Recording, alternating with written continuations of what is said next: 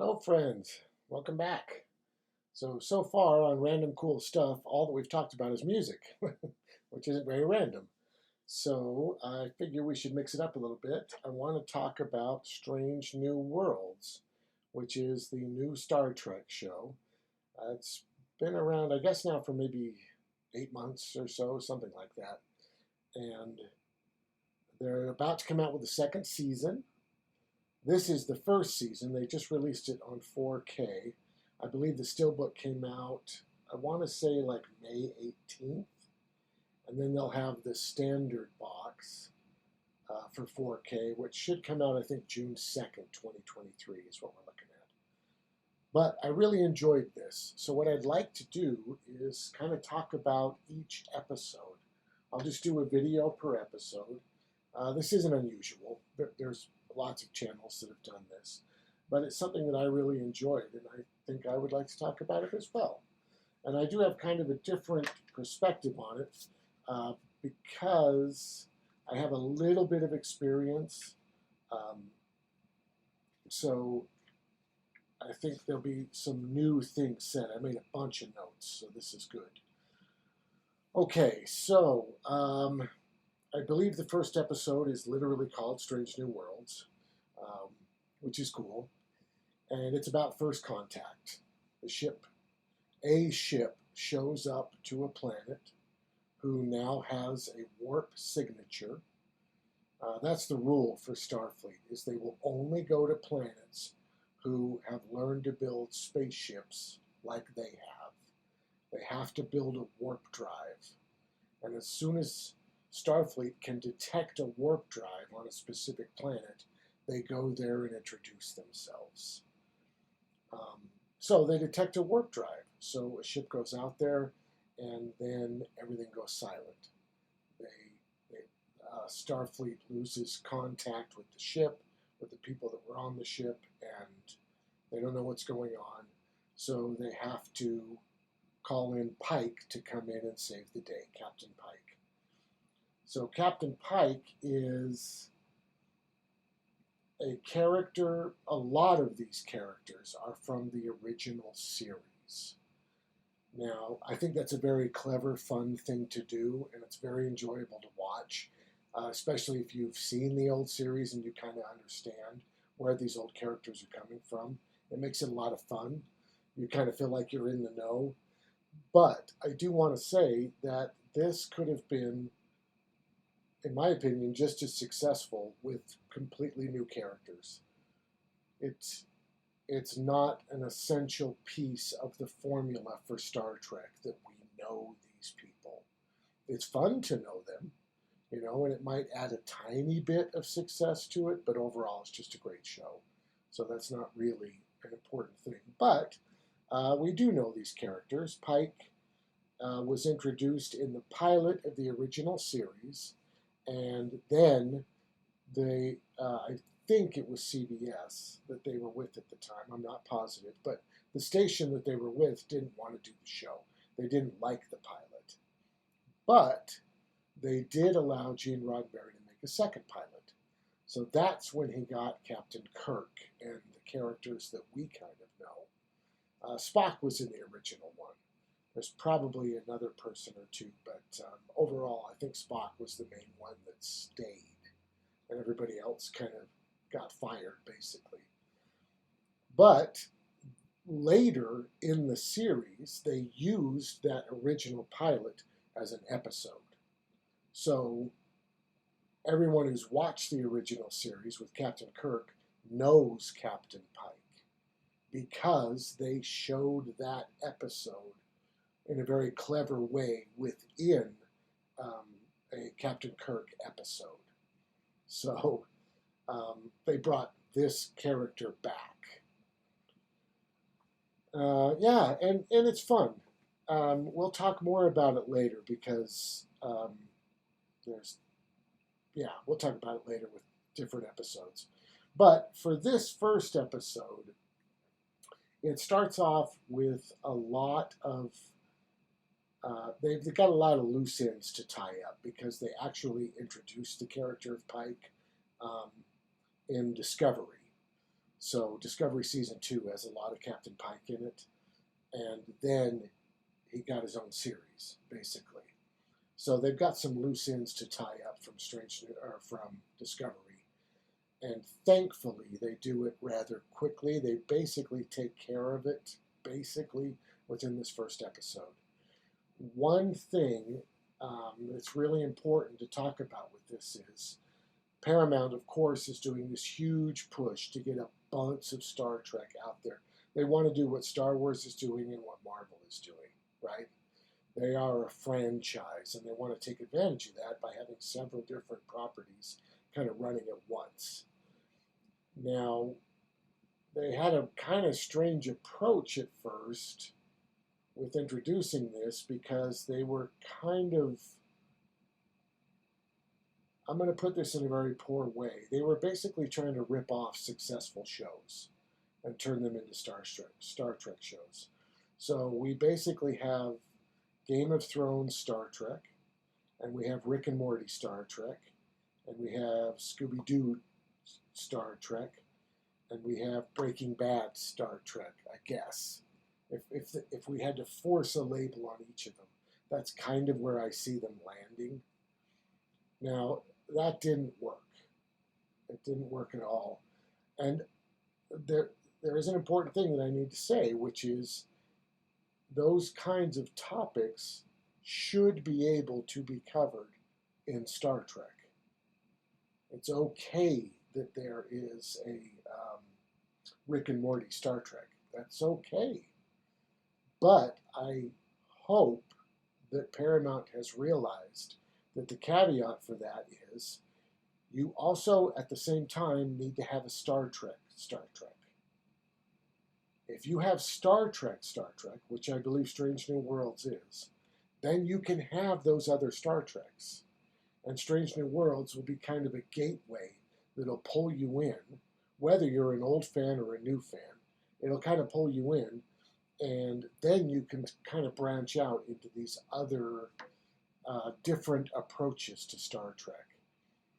But to me, the basic premise of Star Trek and the thing that has made Star Trek successful from the get-go has always been that you need a group of professionals who every week meet a different alien and they do their best to be nice to them.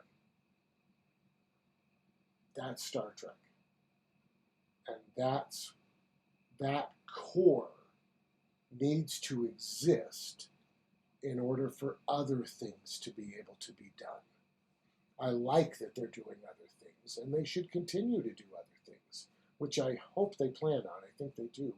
But they had a really rough start, because when they announced that they were going to come out with a new Star Trek, right, everybody assumed, oh, it's going to be Star Trek, right? They're going to have Michelle Yeoh as the captain, which is an awesome choice. And then it started, and it was so weird and Game of Thronesy. It was violent and sexual and bizarre, and they killed off Michelle Yeoh in the first episode. Might have been the second episode. They aired them together, so I don't know the exact moment, but yeah, wow. Yeah, it was a big old mess, and they've been adjusting ever since. And they've come out with new shows. I think the one that's needed to adjust the least is probably Lower Decks, which is a fun pun on Lower Depths, of course. But it's cool. It's funny, and every week it's sort of its own little adventure. You know, we get the same characters, but we see them do different things each week. And I think that for a little while, that was the most normal Star Trek that existed. And then Strange New Worlds came out, which really took that and ran with it, which is just wonderful. Because now they can do those other things. They can feel more comfortable trying to push the limits, right? It's like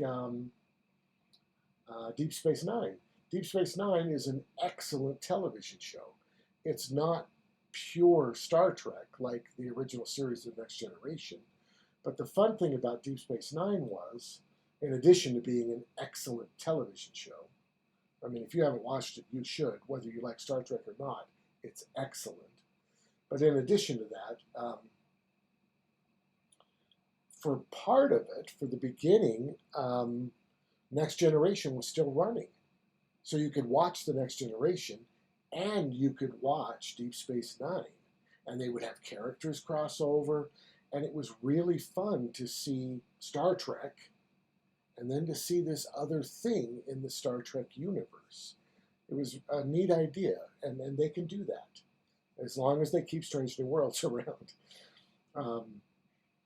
And that does bring up another point, which is right now they're only doing 10 episodes per season, which I know is kind of becoming the norm, but it's really strange because if you're running 4 or 5 shows at once, you're not making 10 episodes a year, right? You're making 50 episodes a year. So it might be wiser to make 30 episodes of Strange New World and then 20 episodes, 10 episodes each of 2 other things that you want to kind of push the limits of, that you want to do interesting things with. Because I think that Star Trek right now is not becoming a habit. It's not keeping its momentum. It's been so long since the first 10 episodes that I don't know how much buzz the second season actually has. I hope it's a lot. I hope the show is huge, of course. I'm just a tiny bit worried about only 10 episodes and then such a huge gap. And it's lucky because we got the 3rd season of Picard, which was also, it wasn't like pure Star Trek. It wasn't like that at all. It was kind of keeping this idea of one main story going. It was basically just a big, long film. But they had so many of the Next Generation characters coming back that the nostalgia factor could kind of carry you through that. And it was well written, right? It was a good movie. It was a long movie. It's 10 hours long or whatever. But it was good. It was enjoyable, especially knowing that Strange New Worlds is around. Watching that was just a ton of fun. So there wasn't like a full year gap because we did get that Picard season 3 in there. But that's a lot of stuff. Yeah, sorry, I got off track. We need to talk about this. So they need to wrap up a bunch of loose ends for Pike in the beginning of Strange New Worlds. And thankfully, they move through that quickly. Because you just don't want to watch him mope around for a season. We don't need a season of him figuring out that he can be a captain. That's just ridiculous. We want to get into Star Trek. We're ready to start watching these adventures. And there's so many amazing characters within this show. You can't take the time to focus on Pike like that. And I've watched the extra features, and the actors talk about, a lot of the people, actually, the writers and the producer talk about how they want to do a Monster of the Week, basically. They want to meet a new alien. They want its own little solo stories. But they want to have the things that occurred last week affect the things that are happening this week, which is okay. That's not the end of the world. Kind of like a hybrid thing, I think is the term they use. But they have to be careful. This can't be bogged down. We have plenty. You have 3 or 4 other series of people emoting because of the horrible things that happened 6 months ago. Seriously, we want to watch Star Trek. And like I said, I don't want to just say you can only make Star Trek, because that's completely false, right? As long as we can watch some Star Trek, we will watch the other things. Just don't try to mix the two. Or if you insist upon mixing them, can the other ones. right? Just do 50 episodes of Strange New Worlds if you're just going to blend everything together, right? Because the hybrid's okay, but honestly, when you tune in to watch Star Trek, you just want to see what weird aliens they meet and what weird kind of approach they have to have in order to treat them decently, right? So, yeah, so they got through Pike's moping pretty quick, which is great. He gets back on the ship and they go off and they have an adventure. They rescue some of their friends. It's really a wonderful episode. It's really good once you get through the moping part. um, they show a little bit of the Earth, the day the Earth stood still in the beginning, which is super fun because it's kind of what the episode is about, right? It's a neat tie-in to be able to say um, aliens land on this planet Earth and they force everyone to not use their weapons and to gain peace, or they'll nuke the whole planet, right? Because they don't want war in the solar system or in the galaxy. So they just threaten them. They threaten the Earth and say, get it together or you're all going to die. And in Strange New Worlds, the beauty of Star Trek is they do the exact same thing, but they don't threaten them. And they don't say, we're going to kill you if you don't do it. They literally just say, this is what it will look like for you if you go down the same path we as humans did. You get to decide, you know.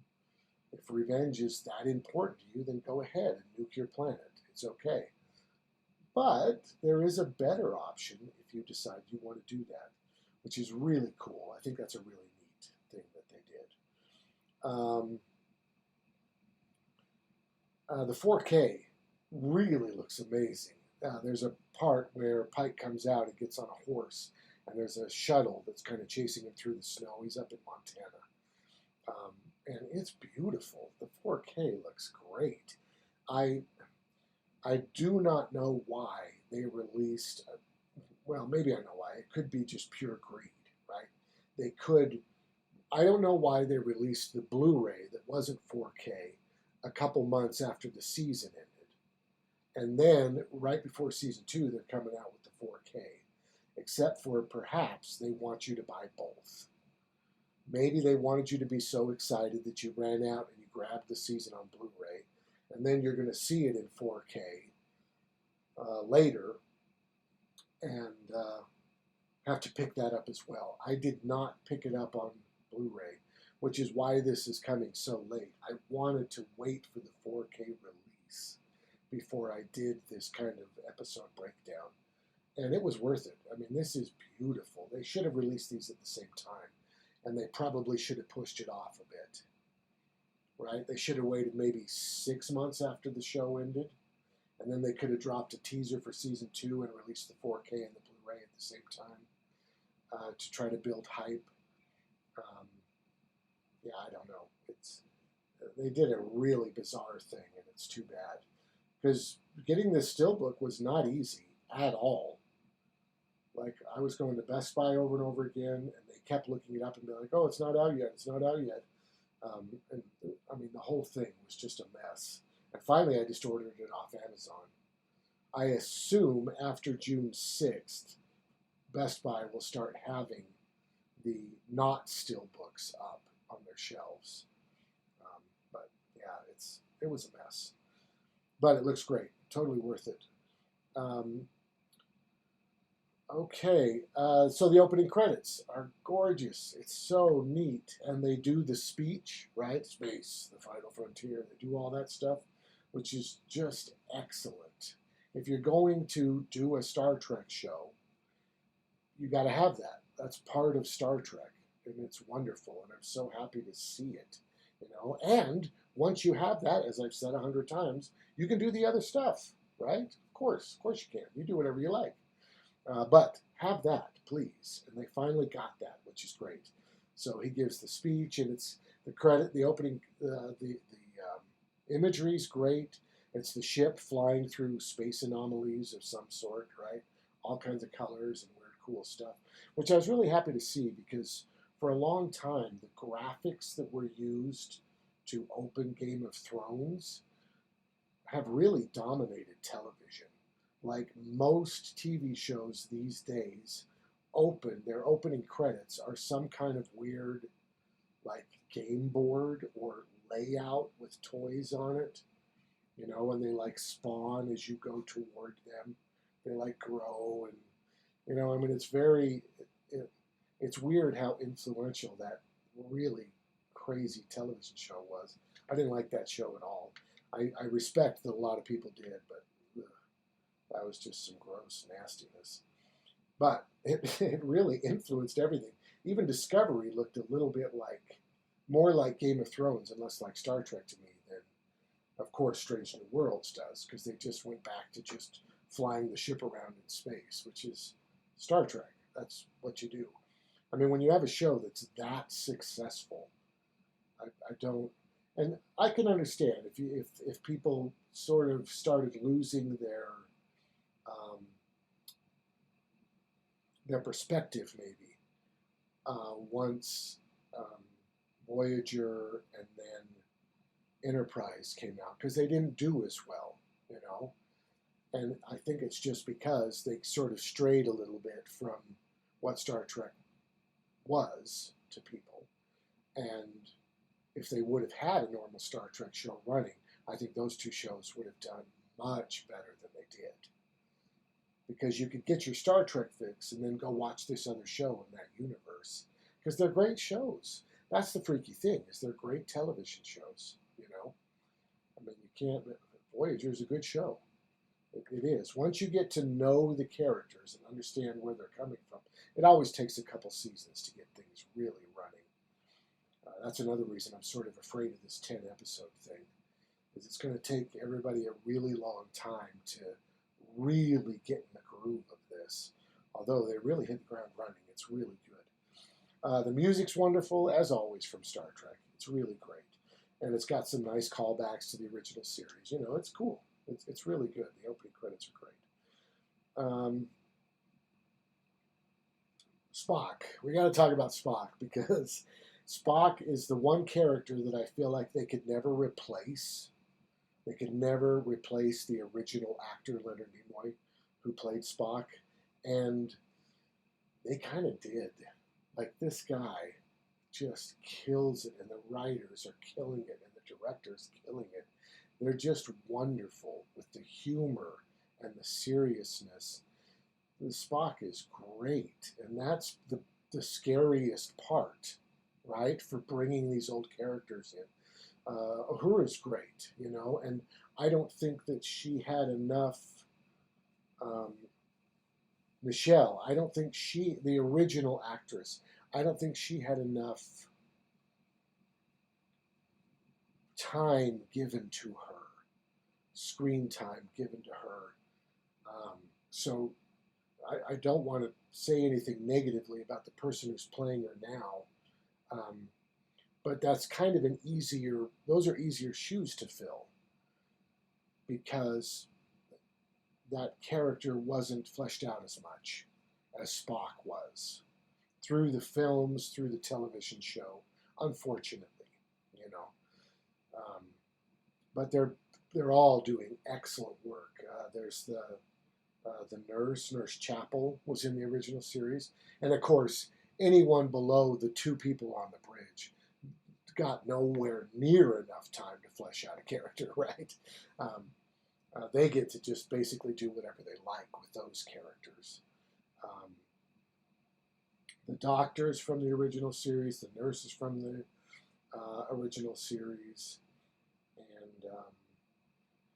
and they've got Kirk's brother is in the show, and I think Kirk's brother is only in one episode of the original series. He's a dead body. He's just dead. And I believe it's literally William Shatner laying on the ground with a mustache. So they brought that character back. We all know how that's going to end for him, of course. And he does have a mustache in the show. But Spock really kills it. Just excellent, excellent stuff. I have to try to read my notes here. I really love the Well, this is a weird topic to broach, but the show is not overtly violent or sexual, which I really appreciate. And I don't want to come off like none of that should be in television or anything like that. Um, it's just not something that I enjoy. If I sit down to watch a TV show, especially with family, that's not really what I'm looking to watch. You know what I mean? I just want to have fun. I want to have a good conversation about it afterward. I don't. You don't need all the rapiness and the bashing in of heads and all the weird crap that we can do these days without really hurting people. I hope. um, so I really appreciate that. That's not. Spock has a scene where his wife proposes to him, and then they go back to their house, probably to have sex, I would assume, but they get interrupted by a phone call, and Spock has to go, of course. Um, and they don't get all explicit in it. It's plenty. You know what I mean? Spock has his shirt off, right? They kiss, and beyond that, there's just no need to go any further than that. We all know what's going on, so I really appreciate that. You know, they're not trying to shock people into watching. You know, which is great. It's really cool. The show is standing on its own merits, which is really nice. Um, a couple funny lines. Spock says that he can find a balance with his career and his relationship with his wife, and she says, "I remain skeptical," which is very Vulcan. There's no real emotion. It's a wonderful scene. It's really great. They kiss in the restaurant, and the maitre d' sort of flips out because you can't be doing that kind of thing in public. You know, it's really funny. It's well done. And of course, they have the show off the ship scene when the captain's flying up there because it's just part of Star Trek. You know, it's the first time we're seeing it. Uh, the captain's seeing it again, and of course, they're taken aback by it when they see it. There's a little bit of weird pikeness because he's depressed or whatever, but they get through that, which is great. So they do show off the ship. Um, Kind of a weird topic to get into. Of course, Uhura's in this. Um, there's this weird, very small but vocal minority that are backlashing against the idea of kind of woke stuff. Woke is the word for it, I guess. Um, and I'm really thankful. I've always loved Star Trek. That's kind of my main sci-fi thing. The Marvel movies are fine. I'm just a little older, so it's not like I watched it when I was 10. And the one that I did watch like that was Star Wars, and it just didn't stick with me as much as Star Trek did. Um, so I've always been a huge Star Trek fan, and I'm really thankful that it seems that the amount of backlash against kind of woke stuff is less for Star Trek than it is for the other two. I'm sure it's because Star Trek has always been the most woke thing around with Uhura and all of that. I mean, they've always kind of pushed those boundaries. In the first season of Next Generation, you've got men wearing dresses. Um, there's always been that element in Star Trek. So I think whoever's sort of pushing this narrative, I've heard that there's kind of a lot of Russian influence trying to get on the web and divide the nation. And of course, I'm sure there's organizations like the KKK or whatever stupid nonsense is out there that kind of troll on the internet and try to recruit people and whatever craziness they're up to, um, and kind of push that. But it's kind of nice that in Star Trek, it's very easy to just ignore them or just point out that Star Trek's always been woke. If you don't like woke, what are you even doing here? You know. That's the basis of Star Trek. Is they have a very diverse group of professionals who are all on the same level. They're all geniuses, you know. They all do their job better than anyone else, and it's really beautiful. It's really great, and it's nice to see that in this as well. I'm glad that that's continuing, and I'm glad to be part of this community instead of the others because what a mess, man. I mean, it's crazy. Yeah.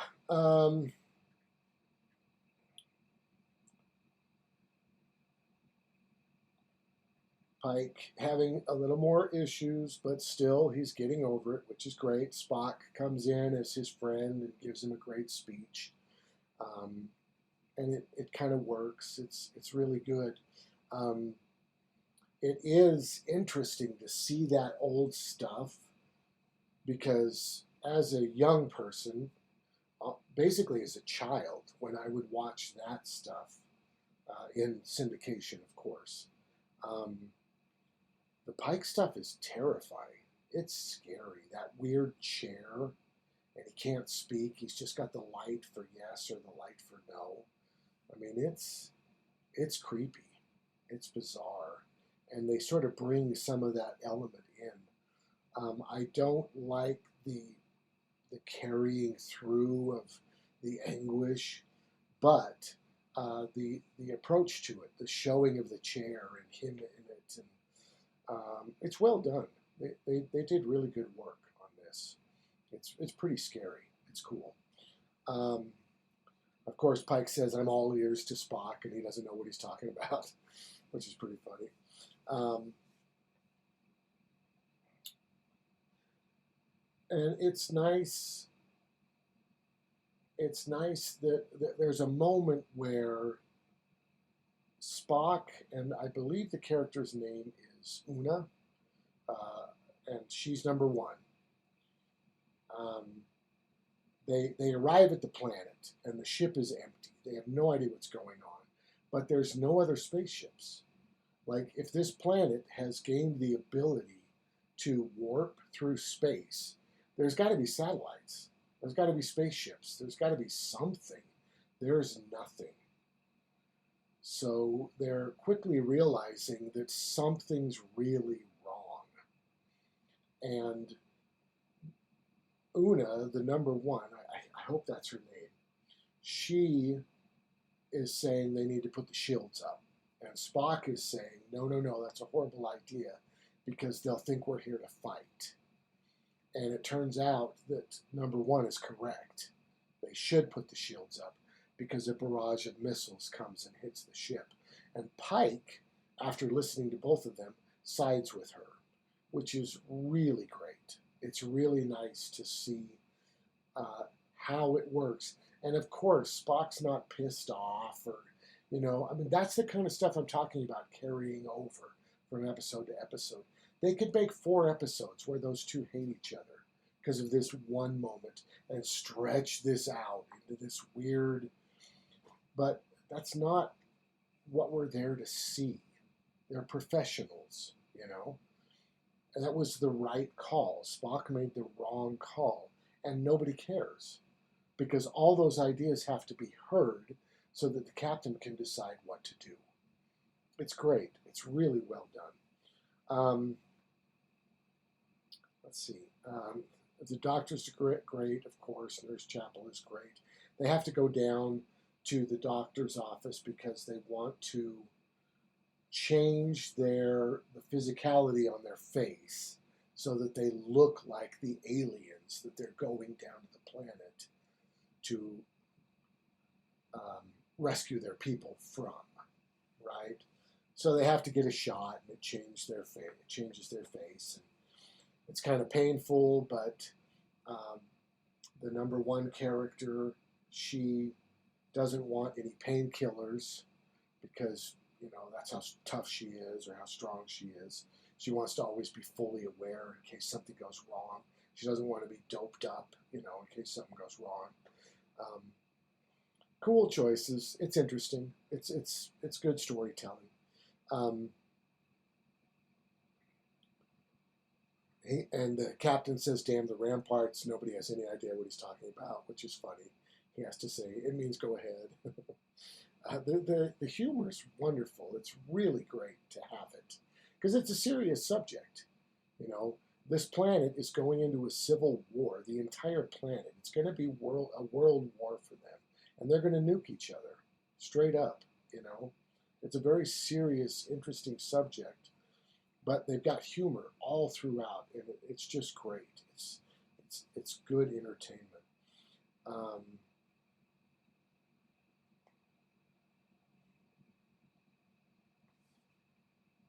yeah, Spock goes down, and they have to. They did a neat thing, which is they have to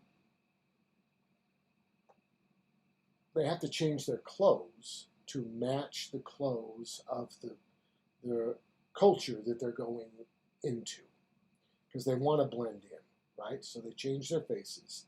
And then on the teleporter, and I'm really glad they did this, on the teleporter, they alter their clothes while they're beaming down.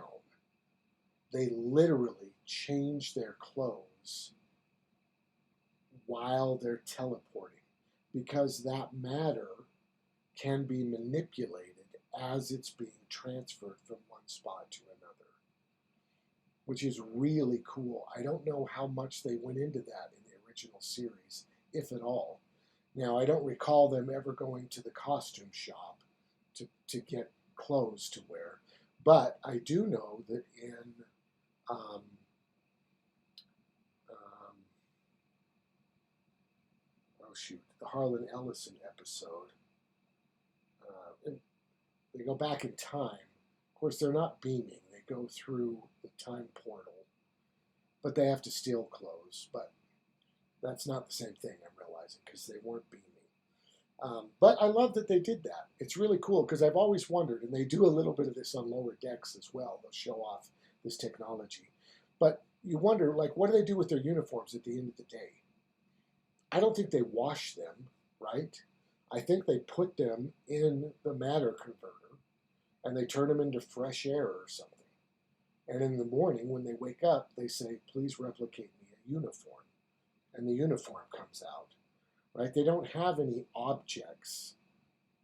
Everything's stored in the computer, and when they want to play a game or they need a deck of cards or whatever, they just have the machine make one for them, just like their food.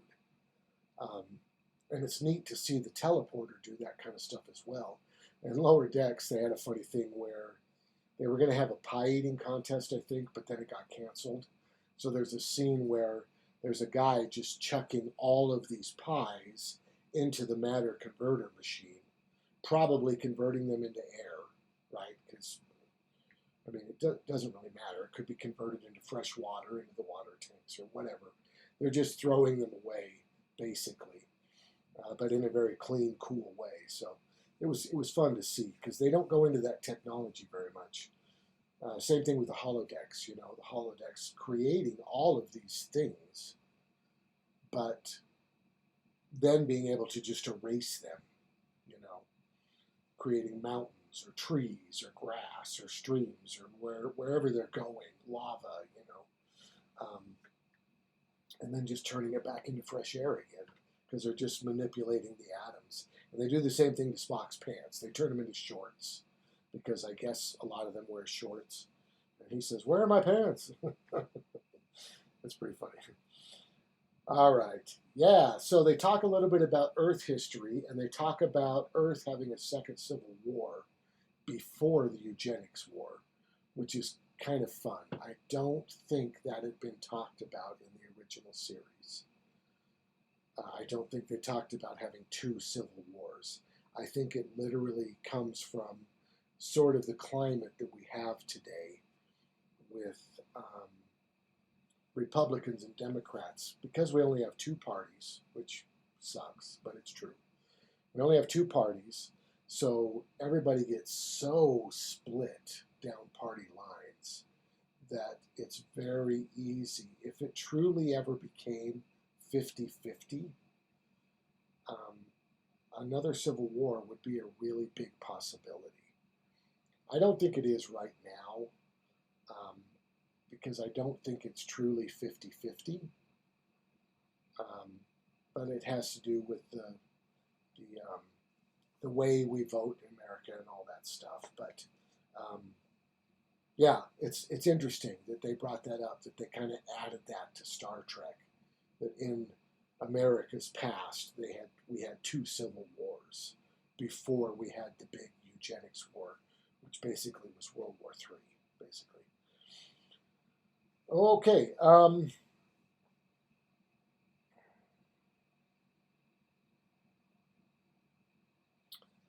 There's a fun scene where they have to bring two of the aliens up to the ship, which is kind of a big no-no, because if the aliens see the ship, then it could ruin their future. Star Trek has this idea that if we didn't have World War III, we couldn't become the people that we watch on Star Trek. You have to make mistakes to grow and learn. And that's why they don't interfere with other cultures. They want them to make those mistakes. And if they live through all of that and become the people that they could be, have the respect and the empathy for others that they could have after surviving all of that chaos, then they might reach for the stars, they might build these warp engines, and then they can detect them and go meet them, because they know they've been through the ringer, you know. They know that they've learned a lot and they've grown as a culture because they were able to focus all of their efforts onto building this warp engine, you know, which I guess is a huge deal, right, in their science fiction world. So they have to bring two of the aliens up. One of them does wake up, and he starts running through the ship like a lunatic because he's terrified. And he runs into Uhura, who has studied their culture a little bit, and two things. She can talk to him about a pastime on the planet, which is a sport called tag ball that they have, which is a really fun, cool scene with Nurse Chapel, with the doctor, and Bengay, I think is his name, and then Uhura also. All of them getting to sort of be playful for a little bit during this section. Super fun, super well done. And he's got a line where he says, "You know tag ball?" So that's really cool. They don't have to wipe their memories or anything strange because they end up just introducing themselves to the whole planet. So that's cool. There's a great moment where Spock, they had their faces altered, and Spock, of course, also had his ears altered. And his is wearing off, and it's incredibly painful. So, as a Vulcan, you know, with no emotion, he says, the pain is becoming unbearable, which is super funny in and of itself. And then he just lets out this huge scream until his ears go back to normal and he feels better. More than his ears, his whole face goes back to normal. So it just wore off. It was painful and it happened, but it's done now. And it's neat to see that compared with number one. When she got the shot, she didn't yell out because she's been through a lot. But Spock yells out. It's very cool, and it's weird because in a very strange way, it's kind of a callback to the original series, because that kind of heightened emotion, we don't see that kind of heightened emotion. We see a lot of heightened emotion in TV today, but we don't see it like Star Trek heightened emotion in television much today. And it was fun to see that again. It kind of reminded me of when Spock was mind melding with the lava rock, and he was like, "Pang," you know. It was cool. it's a very cool moment. It's very fun. Um,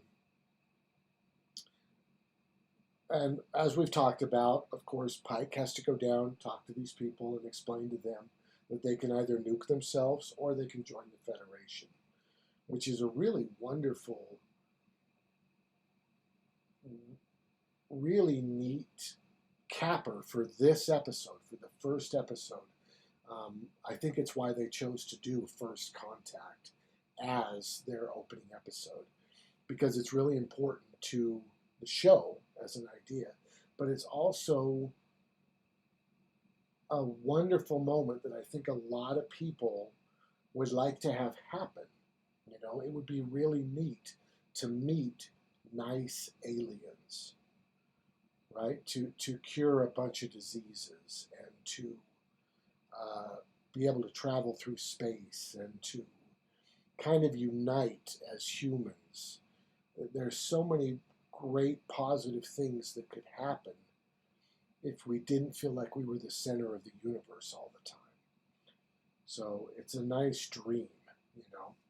So it was really cool to have that be kind of the capper of that first episode, is them deciding to join the Federation. And they go into this wonderful montage of, you know, people drawing the spaceship. These are all the people from the planet because they've decided to join the Federation.